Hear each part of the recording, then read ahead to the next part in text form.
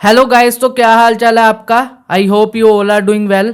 तो guys, video को start करने से पहले मैं आप सबसे एक रिक्वेस्ट करना चाहूंगा। प्लीज मेरे चैनल को सब्सक्राइब कर लो और साथ वाला बेल आइकन दबा लो, क्योंकि मार्केट से जुड़ी सारी लेटेस्ट अपडेट मैं अपने चैनल पे लाता हूँ। और गाइज, मैं आप सबसे एक रिक्वेस्ट और करना चाहूंगा, अगर आपको ये वीडियो इन्फॉर्मेटिव लगे तो जाते जाते एक लाइक जरूर करके जाना, क्योंकि उससे मुझे मोटिवेशन मिलती है और अच्छा अच्छा कंटेंट बनाने की। तो चलो गाइज, बिना टाइम वेस्ट किए अपने टॉपिक के ऊपर आते हैं। तो गाइज, आपको स्क्रीन पे एक शेयर दिख रहा होगा, आईडीएफसी फर्स्ट बैंक लिमिटेड, जो कि बहुत सारे लोगों के पोर्टफोलियो में ये शेयर होगा, क्योंकि ये शेयर काफी लो प्राइस में अपनी वैल्यूएशन के हिसाब से, और इसको हर कोई ब्रोकरेज अंडर वैल्यूड शेयर बोलता है, क्योंकि इसकी जो मार्केट कैपिटलाइजेशन है वो बहुत अच्छी है। उसके कंपैरेटिवली इसकी पी रेशो काफी कम है, और इसको बहुत अंडर परफॉर्मिंग बैंक भी बोला जाता है, मतलब शेयर को। तो गाइज, इसके रिगार्डिंग एक न्यूज आई है, जैसे कि आप सबको पता होगा, काफी टाइम से एक न्यूज चलती आ रही है कि आईडीएफसी फर्स्ट बैंक और आईडीएफसी का मर्जर आपस में होने वाला है। दोनों एक ही कंपनी है, एक पेरेंटल कंपनी है, एक सब्सिडरी कंपनी है। अब ये दोनों एक कंपनी हो जाएगी। आप देख सकते हो आईडीएफसी फर्स्ट बैंक का शेयर ऑलमोस्ट 74.19 रुपीज पे चल रहा है। ये अपना ऑल टाइम हाई 98.40 रुपीज के राउंड लगा के आया है अभी कुछ टाइम पहले, पर उसके बाद फिर शेयर में करेक्शन आई है। और हम देखते हैं कि आईडीएफसी फर्स्ट बैंक का जो शेयर है ये टाइमली बहुत ज्यादा गिरता रहता है, क्योंकि कभी इसके नॉन परफॉर्मिंग एसिड बढ़ जाते हैं। हमेशा क्वार्टर रिजल्ट के राउंड कुछ ना कुछ ऐसा न्यूज आती है, कुछ ना कुछ क्वार्टर रिजल्ट में ऐसा आता है कि रिजल्ट आते ही इस बैंक का शेयर नीचे गिरता है। तो गाइज, ये इस शेयर के साथ एक प्रॉब्लम है, इसी कारण ये बढ़ भी नहीं पा रहा, क्योंकि क्वार्टरली अच्छा परफॉर्म नहीं कर पाता। अगर रेवेन्यू और मार्जिन बढ़ते हैं तो उसके साथ साथ नॉन परफॉर्मिंग एसेट भी बढ़ जाते हैं। तो गाइज, मैं आपको आईडीएफसी का शेयर भी दिखा देता हूँ। ये रहा आईडीएफसी का शेयर, ये ऑलमोस्ट कल 0.78% बढ़ा है। तो गाइज, इन दोनों शेयर्स का आपस में मर्जर होएगा। तो ये आपको न्यूज में दिखा देता हूँ, मिंट की वेबसाइट पे 28 सितंबर 2024 शाम को 6:45 के राउंड आई है। तो इन्होंने यहाँ पे कहा, IDFC first bank announces completion of IDFC limited merger. तो गाइज, ये मर्जर बहुत जल्दी आपको शो भी हो जाएगा। आगे मैं आपको दिखा देता हूँ न्यूज। तो गाइज, यहाँ पे साफ साफ लिखा हुआ, IDFC first Bank completed its merger with IDFC Limited effective October 1। तो गाइज, अक्टूबर 1 को फाइनली ये दोनों शेयर आपस में मर्ज हो जाएंगे, फॉलोइंग नेसेसरी अप्रूवल्स। जो नेसेसरी अप्रूवल्स इनको मिल चुकी है। Share holders will receive 155 bank shares for every 100 IDFC shares. तो गाइज, जिनके पास आईडीएफसी के 100 शेयर्स होंगे उनको इसके 155 शेयर्स और मिल जाएंगे, क्योंकि आईडीएफसी का जो शेयर प्राइस है वो ज्यादा है as compare to IDFC first Bank. और इसके बाद लिखा, the merger simplifies the corporate structure, eliminating promoter holdings and enhancing professional management. तो गाइज, इससे इन्होंने जो बताया है, इससे क्या क्या बेनिफिट इस कंपनी को होंगे। एक तो जो कोऑपरेट स्ट्रक्चर है वो थोड़ा सिंपल हो जाएगा, और जो प्रमोटर की होल्डिंग है वो थोड़ी सी कम हो जाएगी, वो थोड़ी घट जाएगी। और जो इनका प्रोफेशनल मैनेजमेंट है वो ज्यादा इनहेंस हो जाएगा, मतलब ज्यादा अच्छे तरह से काम करने लगेगा। और गाइज, मैं आपको अभी बताता भी हूँ इससे क्या क्या बेनिफिट हो सकते हैं और क्या क्या नुकसान, इसके नुकसान भी है गाइज। ये नहीं सिर्फ बेनिफिट होंगे। दो शेयर्स आपस में मर्ज हो रहे हैं, इससे सिर्फ बेनिफिट ही नहीं होंगे, इससे थोड़े बहुत नुकसान भी होंगे। हम अपने नोट पैड पर चलते हैं, वहां पे हम प्रोज एंड कॉन्स की बात कर लेते हैं। तो गैस, पहले हम प्रोज की बात करते हैं। प्रोज का मतलब होता है क्या क्या फायदे हो सकते हैं कंपनीज को। तो गैस, इसमें सबसे पहले जो फायदा होएगा वो ये होएगा कि इन दोनों, जब ये दोनों कंपनी आपस में मर्ज होएगी, मतलब कंपनी तो एक ही, जब दोनों सेक्टर आपस में मर्ज होंगे तो इनकी जो मार्केट कैपिटलाइजेशन है, मैं लिख के यहाँ पे बता रहा हूँ, मार्केट कैपिटलाइजेशन है जो, वो बढ़ जाएगी। सबसे पहला बेनिफिट तो होएगा, जो इनकी मार्केट कैपिटलाइजेशन है वो बढ़ेगी। अभी मैं आपको दिखा देता हूं, जैसे कि आईडीएफसी फर्स्ट बैंक की market capitalization almost 553 billion Indian rupees है, और उधर ही आईडीएफसी की देखें तो 179.02 बिलियन है। अब जो कि मिला के इनकी अराउंड हो जाएगी 700 बिलियन इंडियन रुपीज के अराउंड। तो ये एक बेनिफिट है, जब मार्केट कैपिटलाइजेशन बढ़ेगी ऑब्वियस ही बात है शेयर में इंपैक्ट आएगा। तो दूसरा जो बेनिफिट शेयर होल्डर्स को मिलेगा वो आएगा इनिशियल गेन।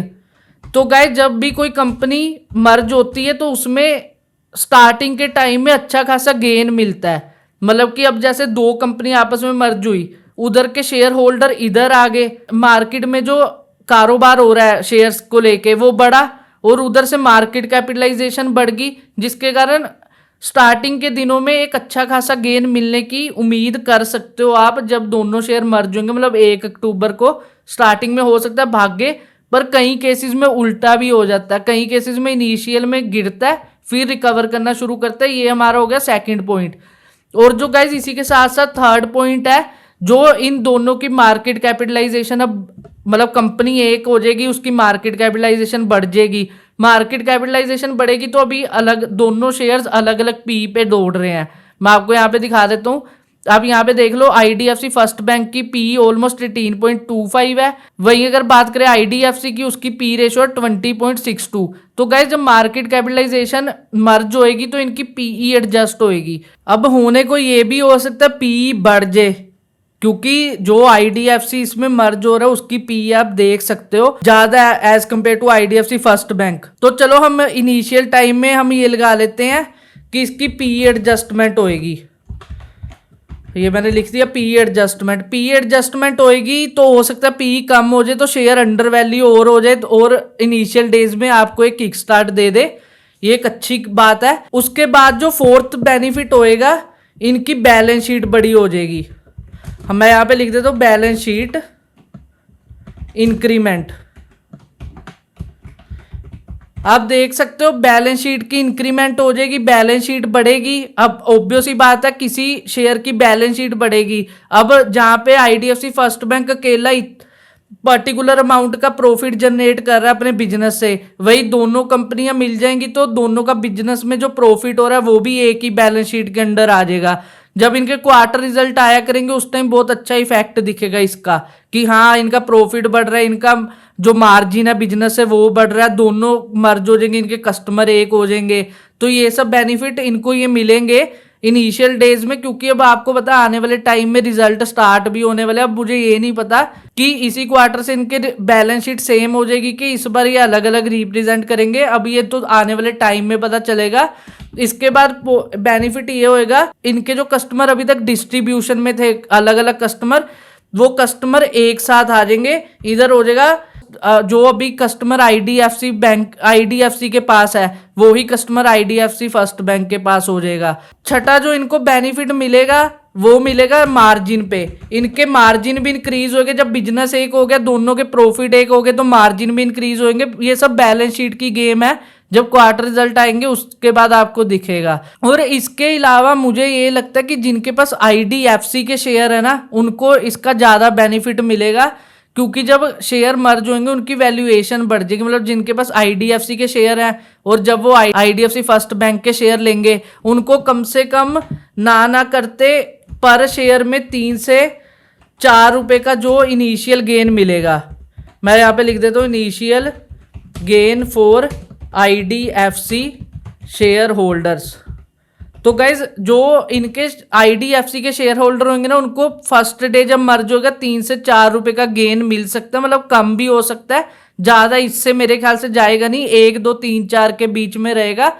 तो आईडीएफसी के जो शेयर होल्डर है उनके लिए ये बेनिफिट है कि उनकी जो वैल्यूएशन है वो बढ़ जाएगी। मतलब अगर उनके पास 155 शेयर आ जाएंगे, अगर पर शेयर में 1-2 रुपए का भी मार्जिन रहा तो उनका थोड़ा सा प्रॉफिट गेन हो जाएगा। अब इसी के साथ साथ गाइज हम इसके कॉन्स की बात कर लेते हैं, क्योंकि कॉन्स इसके ज़्यादा नहीं है पर है कॉन्स भी। जो मुझे सबसे ज़्यादा डर लग रहा है जिस चीज़ का, वो ये है कि इनकी जो एनपीए है, जो इनका नॉन परफॉर्मिंग एसेट है, तो इनका जो एनपीए है वो बढ़ जाएगा। जो एनपीए नॉन परफॉर्मिंग एसेट हम जिसको बोलते हैं, इसकी सबसे बड़ी एग्जांपल है एचडीएफसी बैंक। जब एचडीएफसी बैंक का आपस में मर्जर हुआ था तो तब से और अब तक देख लो, एचडीएफसी का जब जब क्वार्टर रिजल्ट आया एचडीएफसी के शेयर को मुंह के बल गिनना पड़ा है। उनके प्रॉफिट और उनके बिजनेस की वजह से नहीं, उनके एनपीए की वजह से, क्योंकि अब 2 कंपनीज आपस में मर्ज हो रही हैं, 2 शेयर आपस में मर्ज हो रहे हैं, दोनों की बैलेंस शीट एक हो रही है, तो उसमें 100% चांस यही होता है कि जो उनका नॉन परफॉर्मिंग एसेट है वो बढ़ेगा।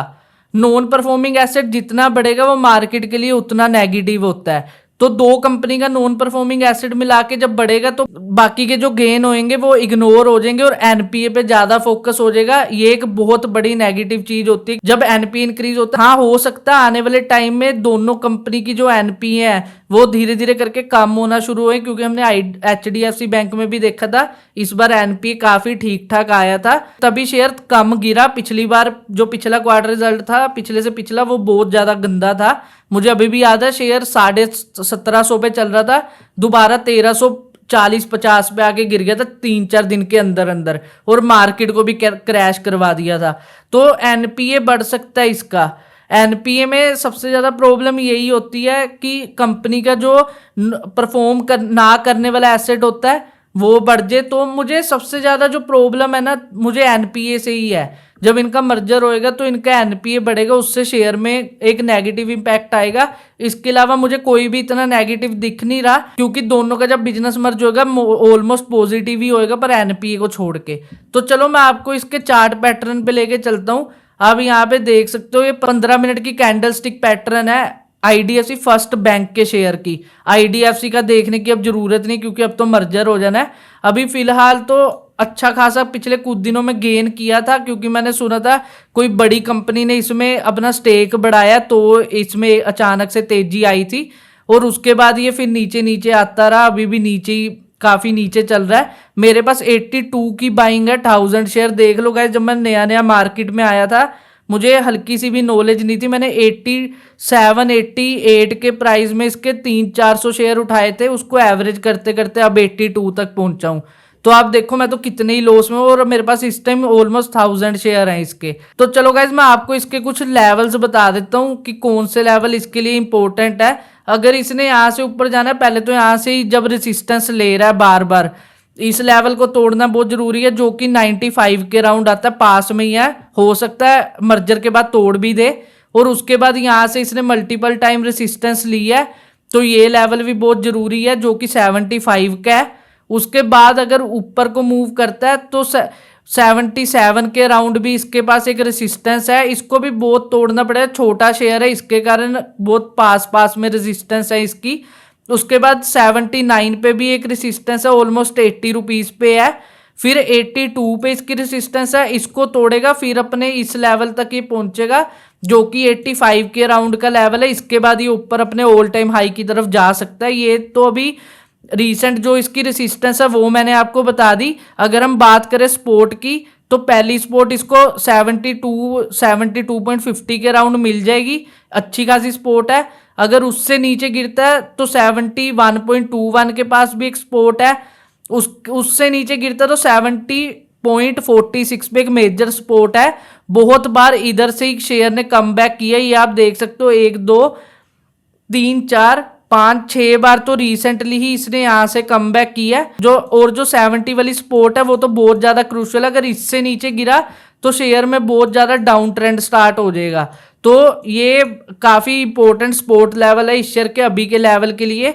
तो आप देख सकते हो, आप सोच समझ के एडिशन लेना। मैं तो आपको ये सलाह दूंगा, एक बार मर्जर होने दो, मर्जर के बाद एडिशन लेना। एक बार मर्जर के बाद इसका थोड़ा सा देखो कि शेयर में क्या क्या बदलता है, तो उसके बाद एडिशन लेना। और जिन्होंने होल्ड किया हुआ है पहले से मेरी तरह, तो वो थोड़ा सा भी होल्ड ही रखो इसको।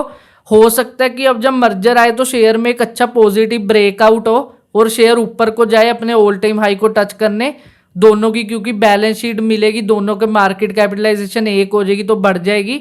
इसलिए मैं कह रहा हूँ होल्ड करो। नया जो लेना चाहता है वो भी रुक जाओ, पहले मर्जर की सारा कुछ होने दो। मर्जर होने के कुछ दिन बाद देखना कि शेयर में क्या क्या बदलता है, उसके बाद एडिशन लेना। नो डाउट कंपनी अच्छी कंपनी है, 2 व्हीलर में बहुत ज़्यादा फाइनेंस करती है कंपनी। हम देखते हैं कि एक्टिवा वगैरह ज़्यादातर जो शोरूम्स हैं होंडा वगैरह के, वो आईडीएफसी को ही प्रेफर करते हैं, और साउथ में इनका बिजनेस बहुत ज़्यादा है। अगर साउथ में ये बैंक अच्छा परफॉर्म करता है तो समझ लो बैंक के लिए बहुत अच्छी एक न्यूज़ हो जाएगी, क्योंकि साउथ में ही ज़्यादातर लोग आईडीएफसी बैंक को यूज़ करते हैं। नॉर्थ में अभी इतना स्कोप नहीं है, नॉर्थ में अभी सिर्फ इनका फाइनेंशियल काम अच्छा चलता है, बैंक नहीं अच्छे चलते। तो गाइज ये थी इस वीडियो में आईडीएफसी फर्स्ट बैंक और आईडीएफसी के मर्जर के रिलेटेड सारी इन्फॉर्मेशन। इन डेप्थ में मैंने आपको सब कुछ बता दिया, क्या प्रोज है क्या कॉन्स है। प्रोस थोड़े ज्यादा है, कौन सिर्फ एनपीए वाला थोड़ा ज्यादा लग रहा है, तो आप उसको कंसीडर करके जरूर देखना क्योंकि वो बहुत इंपॉर्टेंट फैक्टर है जब इनके क्वार्टर रिजल्ट आएंगे। तो गाइज इस वीडियो में बस यही था। अगर ये वीडियो आपको इन्फॉर्मेटिव लगी तो वीडियो को लाइक जरूर करके जाना और मेरे चैनल को सब्सक्राइब कर लेना ऐसे इन्फॉर्मेटिव कंटेंट देखने के लिए। तो चलो गाइज अब हम मिलते हैं अपनी नेक्स्ट वीडियो में, तब तक के लिए बाय, जय श्री राम।